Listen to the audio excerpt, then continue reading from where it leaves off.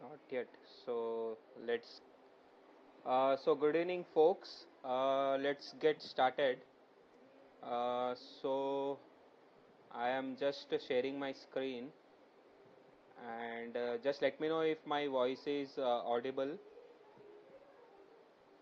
Yes, And sir, audible. okay, cool. Thank you, Hemlata. So I'm just sharing my screen as well. Let me know if the screen is also visible.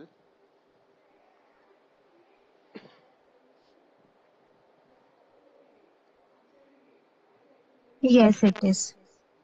Okay, cool. So yes, let's get started.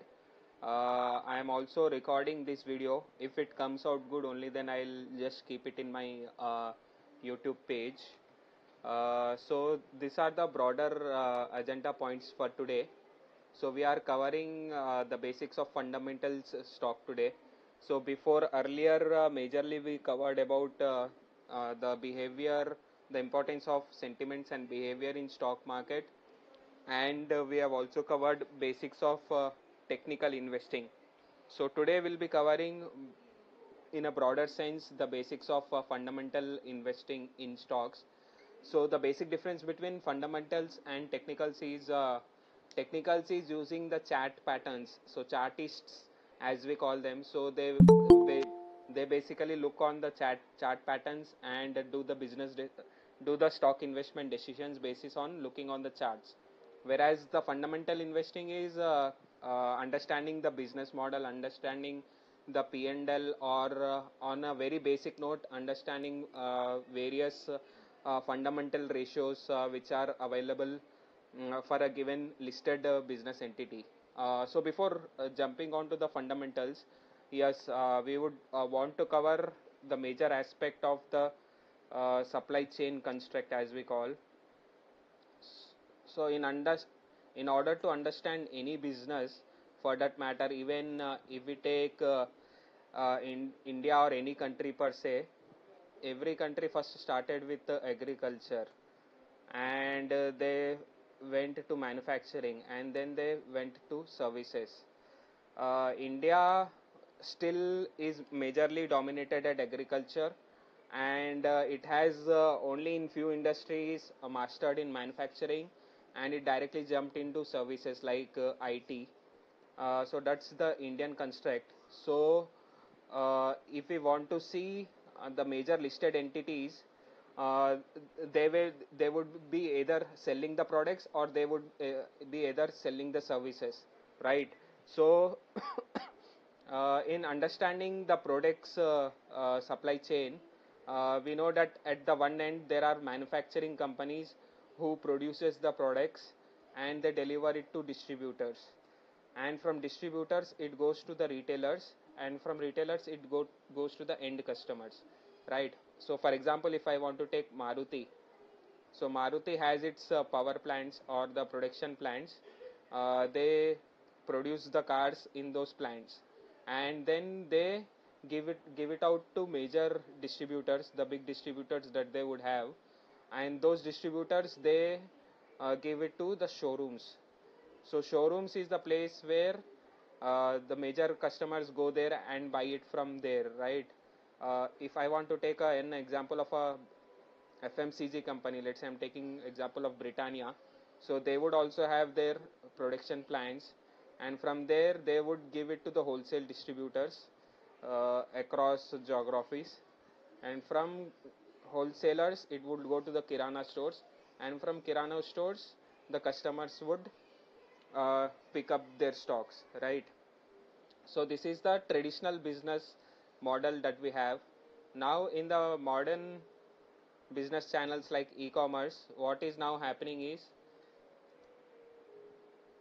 this part is slowly getting reduced. Like for example, now the distributors itself, they are getting clubbed, and one layer of the supply chain is being skipped. So now we have kind of three steps in the e-commerce field. Sometimes even the e-commerce directly from manufacturer, we are now able to distribute it to the customers. So this is the in general supply chain construct, and we also know that in terms of margins per se. So between manufacturers and distributors keep a 30% margin. Distributors usually have 10% margin. Retailers again would have 15 to 20% margin, and when they sell it to customer. So for example, if there is a 100 rupee product, so manufacturer will produce at 30 rupees, and he would sell it to distributor, let's say 80 is here, and then 70 rupees, and here the production cost is, let's say, 50 rupees. So this is the broader margins that each of these supply chain components hold in general. So this is to just understand how supply chain works, and what all margins each of the players keep in between. So here we can also see examples like DMart, where uh, DMart is both a distributor as well as retailer, because there may be a lot of Kirana stores who can directly go and buy it from DMart, or there can be direct end customers who can also go to the DMart and buy the stuff, right? So uh, here we can also call, there are two sort of companies, B2B and B2C. So the distributors majorly are B2B because they are directly dealing with bulk customers. So retailer is a big customer for distributor. So those are like B2B businesses. So the transaction which is happening between two B2B businesses, we term them as B2B, whereas B2C is directly from the distributor to the customer, or directly from manufacturer to the customer. So that is what is called as B2C. So e-commerce, you can say, is a kind of B2C because they are selling directly from the sellers to the buyers who are the end customers. So we need to understand at least these basics of a company, a given company, right? So this is in general the supply chain construct I wanted to take. Next one is understanding the P&L basics. So P&L, even in the fundamentals, there are kind of three major analysis that you can do. One is P&L, then there is balance sheet, and then there is cash flow. So understanding the very basics is the P&L stage. Even balance sheet and cash flow would require greater insights in terms of accounting, so we can take them at a later stage. But even understanding a basic P&L would also help in at least starting the fundamental investing, right? So for a given P&L, the broader construct would be again, so सबसे ऊपर would be revenue of the company, then what we called as cost of goods sold, cost of goods sold. So this is only for the this includes only the raw material cost. So raw material cost, in the sense, if we take for example uh, Maruti. So for Maruti, cost of goods sold would be all the cost which is the raw material cost in terms of taking the engine or taking the iron or steel, which helps in making those cars, right? So anything and everything which is related directly to the product of the and the raw material is put in the cost of goods sold. So deriving the difference between revenue and cost of goods sold is operating profit. So if there is a 100 rupee MRP and cost of goods sold is 65 rupees, so operating profit is 35 rupees. Then there are various other costs like manpower costs. So these are marketing costs, sales, and general administration costs. So these are like all the head office and expenses costs are can be combined here to get to the operating expenses. We can call them as operating expenses. let's say all these are 5, 2, 4, 3 rupees. So this overall is operating expenses.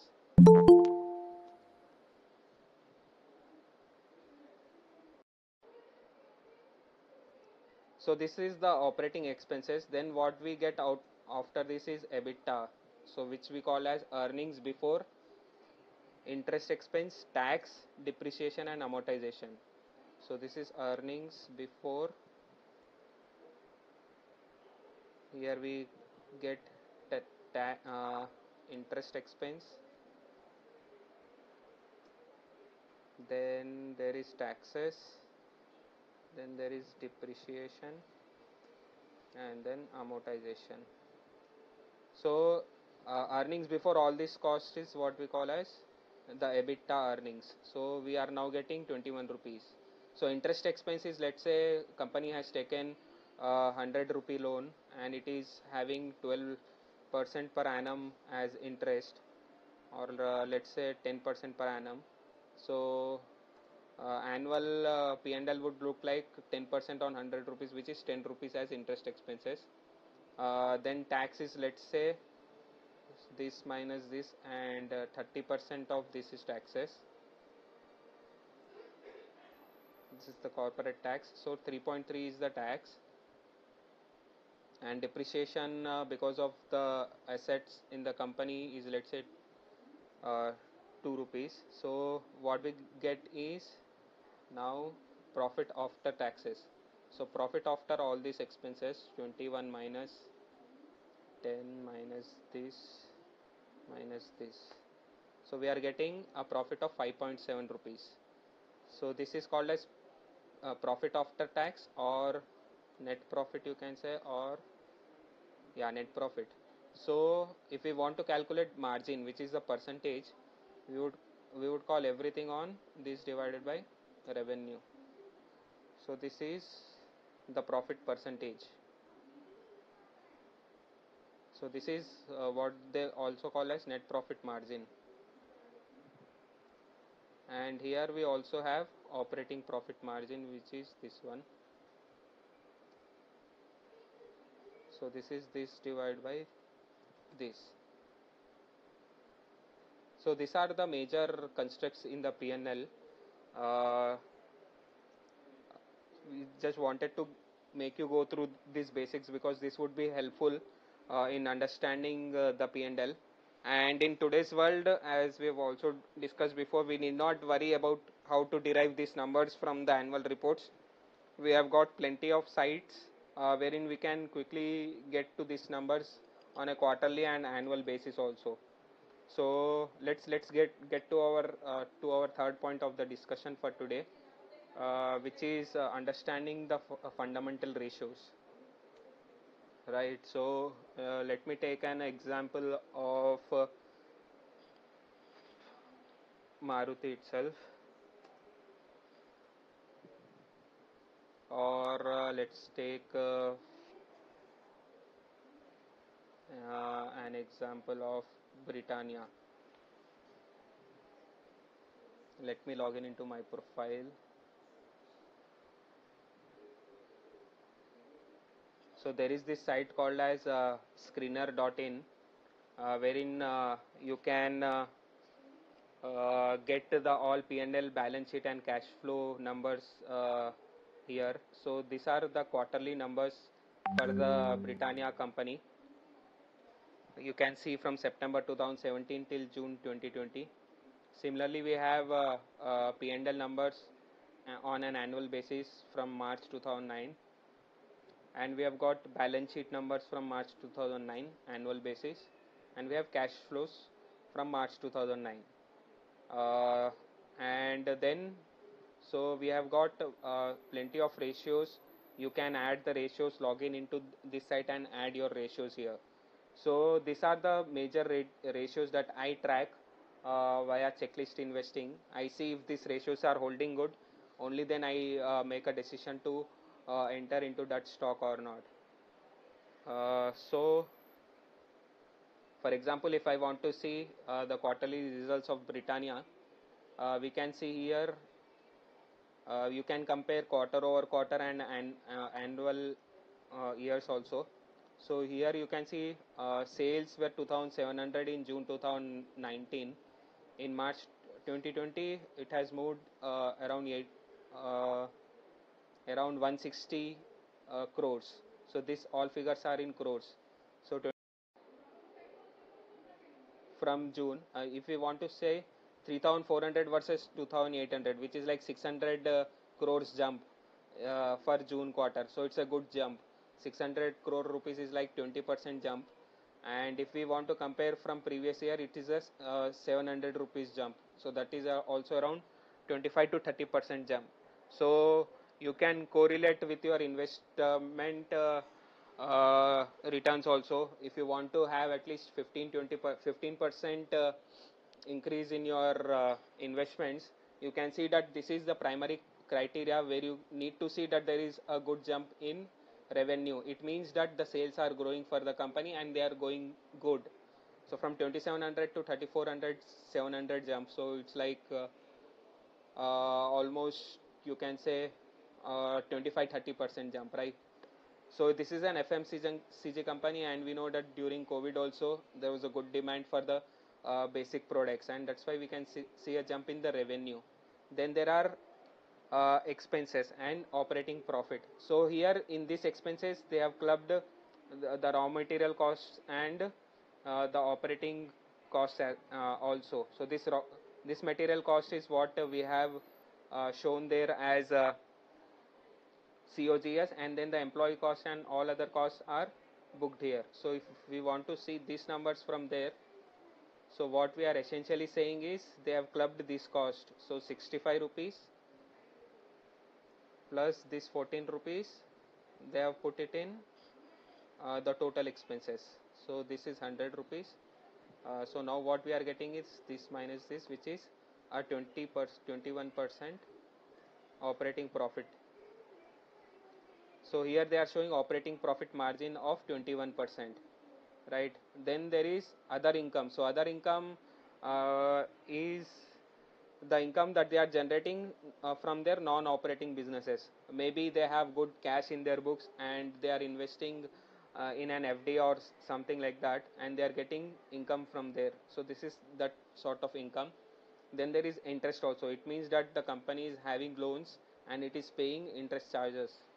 And depreciation is for the assets that they are holding. There is depreciation. We'll get after this all deductions, we get to profit before tax, and this is tax percentage, and this is the net profit, right? So net profit, and after net profit then there is EPS, which we call as earnings per share. So let's say the floating shares in the market for the company is there is only one share, let's say. So the earnings per share would become profit after taxes divided by the total number of shares. If there were 10 shares, so each share would have an earning of 0.57 rupees. So this is earnings per share. So this is a very important number to track because this is the end number which the investors have to keenly track. I just wanted to make a brief distinction between uh, what we call as uh, borrowers or loans, and then there is, or we can call it as debt. So there are two type of sources of capital which the company needs.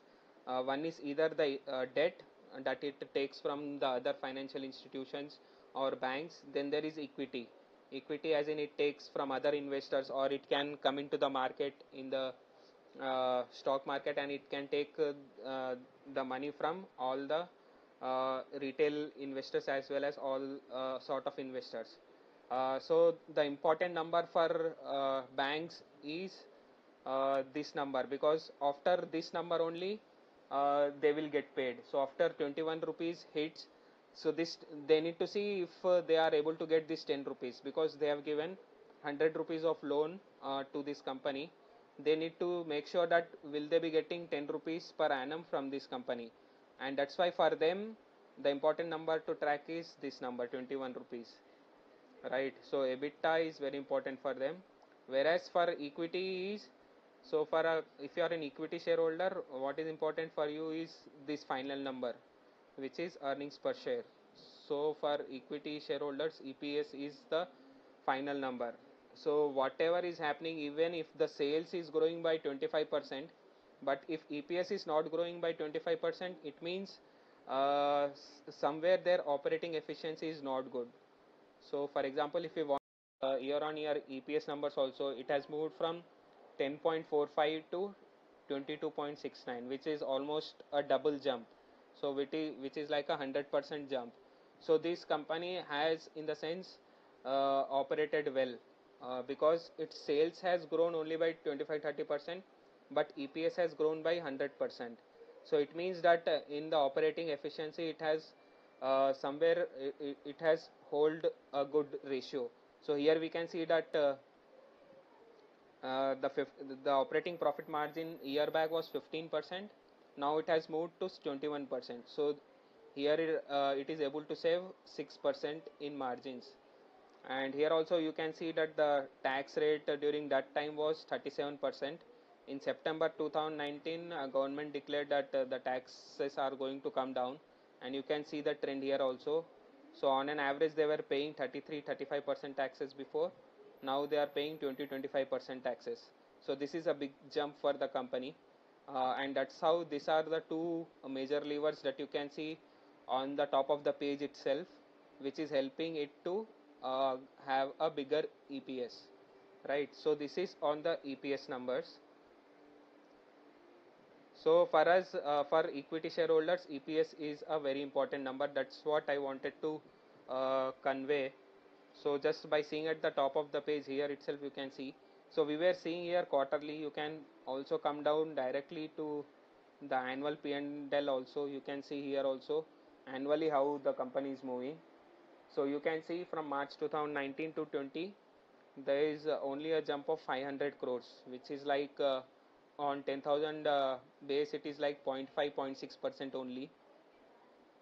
And EPS also you can see EPS is still holding good. So 48 rupees to 58 rupees, which is 48 crores to 58 crores, which is 10 crore jump on EPS. So which is around 20% jump. So this is a good jump, because our expectations from the market is to give us at least 12 to 15% per annum returns. So this is a good jump. So you can also see the trend lines here of this stock. You can see what was the number in March 2019. So it was around 3085, and it has gone till currently it is around 3700. So it is showing a 20% jump. So as they say, whatever happens in the market, a stock's trend line would have to just depend on this primary thing, which is earnings, earnings, and earnings only. So earnings, in the sense, here it is EPS.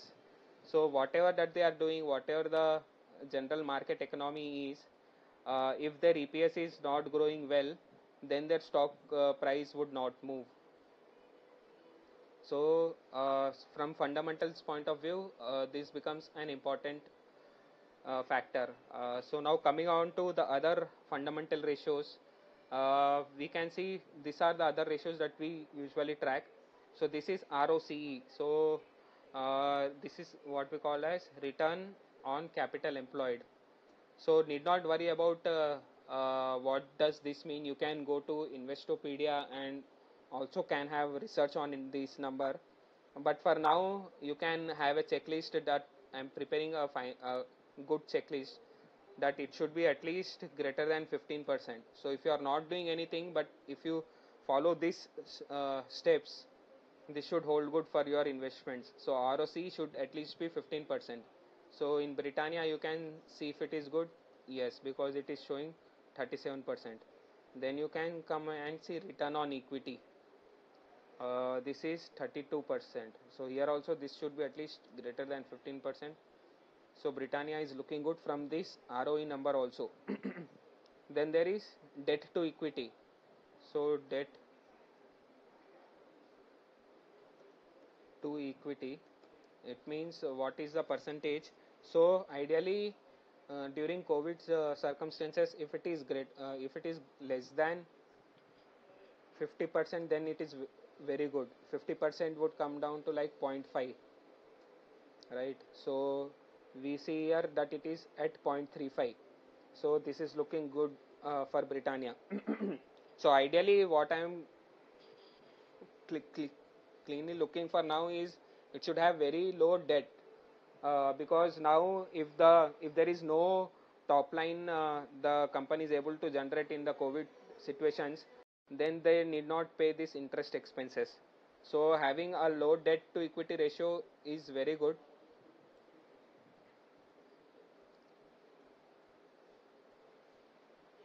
Then if we come to other ratio, this is interest coverage ratio.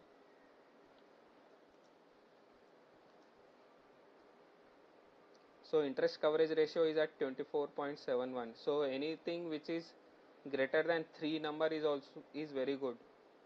So this is also 24.7, in the sense interest coverage ratio is nothing but, here you can see how many times they are able to cover the interest with the EBITDA.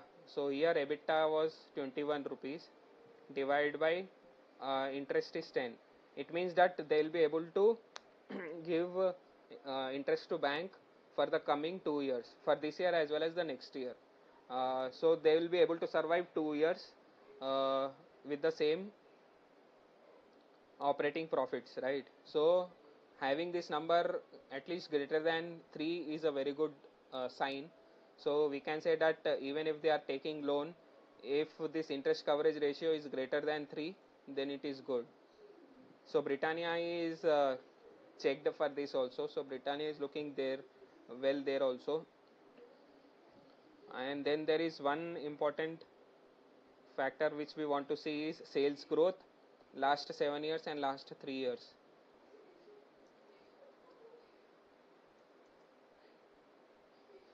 So 3 years growth is 8%. So here at least it has to be 10%. So here it is still near about 8.6 and 9.4, which is, it means that it is growing better than the GDP. So near about GDP it is growing. So if it has been growing greater than 15%, then it's a very good mark. So we can say that Britannia, out of this 5-6 major checklists, it was able to give green signal for 4 of them. You can then take a decision whether to invest in this company or not. So let's say if I want to take an example of DMart, where I can show you all these ratios once again. So ROC, we see it is at 20.35, so which is a good thing. ROE is also at 15.5. Debt to equity, this is only 3%, so this is also a good sign. Then interest coverage ratio is 22.69, so this is also good sign. If you want to see its growth in last 3 years, it is able to grow 27% every year, and last 7 years it was able to grow 33%. So these two numbers are also good. So fundamentally this stock is looking nice. Other than this, what you can also see is in between P&L and balance sheet, there are few growth factors here. You can see return on equity. If you need not worry only about last year because it has not gone well, you can see last 3 years and last 5-year numbers also, and you can see sales growth numbers also. This we have anyways taken, and profit growth also. So here, so these ratios also you can keep a track and say if it is growing good or not. So sales growth we have covered earlier. Profit growth,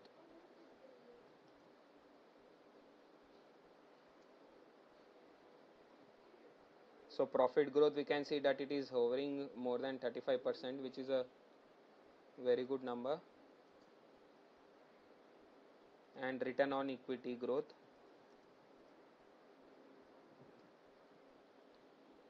which is again 15 to 17%. So yes, so this all are giving us a green signal that yes, DMart is growing good. So anytime if you think the stock price has declined, you can come and see here. Right now you'll not be able to judge it because uh, the earnings call has happened. The Q1 earnings results have come in July. So next sort of earnings would come only in October. So till then, whatever movements are happening is basis on the estimates of growth. So basis on that, they would start selling the stock between the two earnings. Now, but in the earnings, if the results have come good, so then the stock price would move in a reverse way. In the sense, it would start climbing upwards. So this is the 4-5 fundamental ratios that I wanted to share with all of you. And fund report and insights, yeah. So you need to have some sort of checklist or the Excel sheet for these ratios, which you need to track, and then you can follow it on the weekends. If you are following on the weekdays, there would be obviously there would be volatile movements which are happening. But yes, on the weekends, if you can come and see. For example, uh, what I do is once every week or once every 2-3 weeks, I see what has happened. So I have generated this report for my stocks this week. I can see that yes, there was volatility in this past week, because of which we see there have been decline in the stock prices. So here you can come and see that if your ratios were good for these companies. For example, I have seen for DMart that the fundamentals were looking good, but the stock has fallen down 5-6%. But looking at the fundamentals, I think that yes, we can still go ahead and invest in DMart. Similarly, for Britannia, we have checked that the ratios were going good, and here the stock has declined only 2-3%. So I can maybe wait for another week and see if the stock still goes down by 5-6%. Then I can see that yeah, I can go and invest because I can get 5-6% returns on these stocks.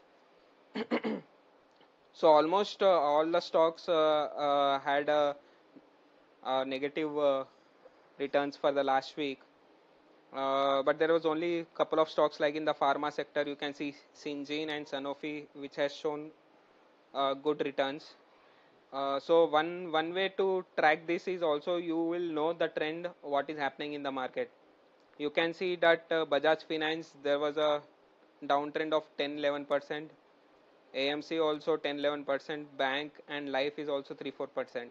So we see that in the volatile markets, the financial institutions are the ones which goes for the large drawdowns. So you can know the trend of looking at the portfolio stocks, ki what is happening in the overall market as well. So this helps you in getting the insights of the general economy as to what's happening. So that's what I wanted to share on the fund reports. And I wanted to also cover this major ratios. One is PE. So here I've not jotted down PE anywhere, because PE is very subjective to either. So let me tell you what is PE first. So PE is nothing but price, which is the stock price, current stock price, versus EE is nothing but earnings per share, the one that we have covered here, this one. So price to earnings per share, right? So this PE is very volatile number. So if earnings is going down, so PE number would look like very high number. And but if the price is going up rapidly, then also PE is going up. So we need to see why the PE number is very high. So let's check for DMart. Currently you see the stock PE is 133. Here you may also have that PE number for last 3 years or last 7 years. So here we can see historical PE 7 years is 100 on 1. But because earnings have come down for the last 5-6 months, we can see that the stock PE has gone to 134. So we need to see why the stock has gone, PE has gone up. So PE has gone up because earnings have come down. So we need to see why the PE is going up or down. Why is it going up or down? If it is going up because of this going down, PE shall go up, right? Because denominator has gone down, so the PE price would go up. PE ratio, earnings per share is going down, and because of that, if PE is going up, then there is no cause of worry. If we know that the earnings per share is anyways going to go up in the future, if we know the future that the EPS is going to grow up only, then we need not worry. Then the second case is if the price is going up, and because of which the PE also going up, then we start to worry a little, because PE is nothing but price upon earnings per share, right? So let's say 100 rupees is the price and earnings per share is 10 rupees. It means that whatever investment that we are doing, it would take us 10 years to get to that price. So for example, if we are investing 100 rupees and earnings per share is 10 rupees per annum, it means that you are giving 100 rupees to the company, and company is saying I will give you 10 rupees every year. So it will take 10 years for us to get to what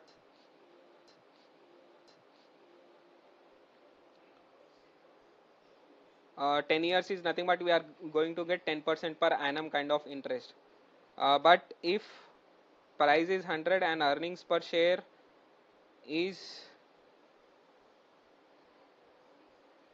2, it means it is going to take us 50 years. And that's why we say that if the PE ratio is greater than 20, then it means it is going to take more than 20 years for our money to get doubled. And that's why people would say to invest in the stocks where we have low PE. So that is one aspect I wanted to cover on PE. Now coming on to these ratios on, I wanted to cover PE because I wanted to show you this ratio to understand the macroeconomic indicator of the country. So if someone comes and asks you, should you invest in the current times, you can go to this site and see what is the current PE ratio of Nifty. Nifty is nothing but the 50 stocks of top 50 stocks of NSE, which are in the Nifty. So top 50 stocks PE ratio is currently at 32. So historical average is anywhere around 27-28. So here you can see 2008. If we want to see in 2008 what has happened, or 2007 peak time, we can see it has reached 25, 26 levels, and because of the 2008 recession, it has started falling down to 2022 levels. So here we can see it is now trending at 31, 32 levels. So it means it's a kind of red signal for now, for last 2 months, to not invest aggressively. So this was a good time to invest aggressively, which is from March, April, May, where the ratios were around 2022. So this here the ratios have gone up because now people is expecting that the COVID will get over, and the earnings per share would rise. So once the earnings per share would rise, so the denominator will start rising, and we know then that PE will come down to average levels. So currently we can see that it is at higher levels, so we can just not push aggressively. Only when we have larger equity in our hands, and we are fearing that we are missing out the rallies, then only we need to invest slowly and steadily. So only if the these ratios are high, and only if we have high amount of liquidity in our hands and still want to invest, then we can invest basis on the company's checklist. So this is one ratio. Then the other ratio is what we covered in the technicals also. So this is the site for technicals, which is charting. Here I'm just seeing the Nifty indicator. So here, so last week it was around 55, 56. So from this period you can see that the Nifty is hovering around 55 to 70 levels. So this is kind of higher level. Now it has come down to 29, 40 levels. So here it is showing that yes, now you can take a little bit of risk. So this is another ratio we wanted to share. And then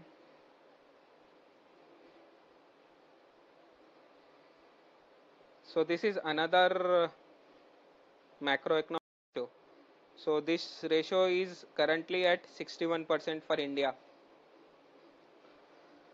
Uh, it means market cap over GDP. So we are only at 60% of the GDP. If India's GDP is around $3 trillion, the market cap is showing only $1.8 trillion. The historical average was around. So even during 2008 recession for India, this ratio was around 150, 160. So we were 1.5, 1.6 times of our GDP. Now we are only at 60% of GDP. So as per this ratio, India is looking attractive. So basis on this ratio, it shows that you can still make stock specific investments where the stocks are fundamentally good and have not risen much. So this is and then there is gold rates. You can see what is the current gold rates.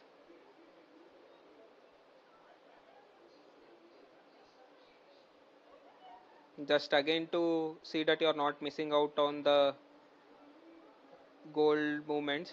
So gold also you can see that it has moved the, the, the 3000 rupees per gram to 4800 rupees per gram. Here you can see that people have shifted investing towards gold during the uncertain time. So that is just to track volatility. Here there is another macroeconomic indicator.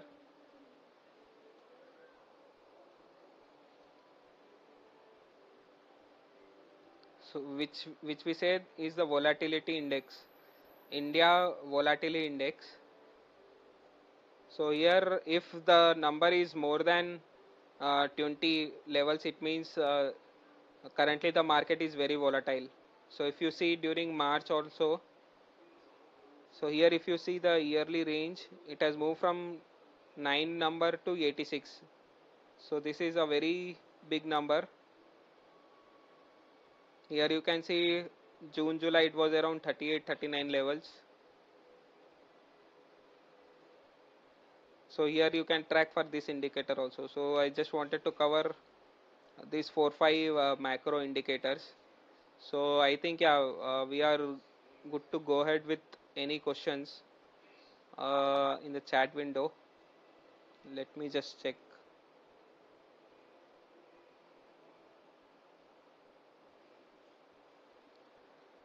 So from Dinesh, so there is one question from Dinesh. He says if these ratios hold good for all sectors. So these ratios would hold good majorly for all the sectors except banking, because banking, if I want to show you the numbers for banking, banking's core business is to give loans, and they have to take loans from RBI also to give it to the companies and the customers. So for them, the major source of business is anyways have to deal with money. So their debt to equity ratio would be very high. Here you can see ROC is very less, but for banking at least these are very important. So ROE is important. Debt to equity is not very important because their core business is to give anyways money, but their interest coverage ratio is important. And obviously sales growth. it has to be more than 15%, and you can see the profit growth also from here, so which is consistent on 20%, and sales growth is also around 18-19%. So profit growth. So these are 4-5 major indicators for banking.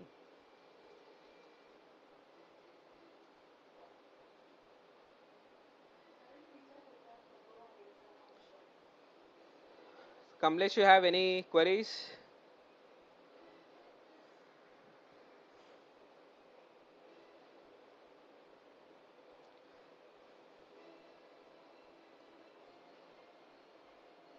So if you want to see Britannia, one second. So the query is, which is the best price to buy Britannia, because open contracts of October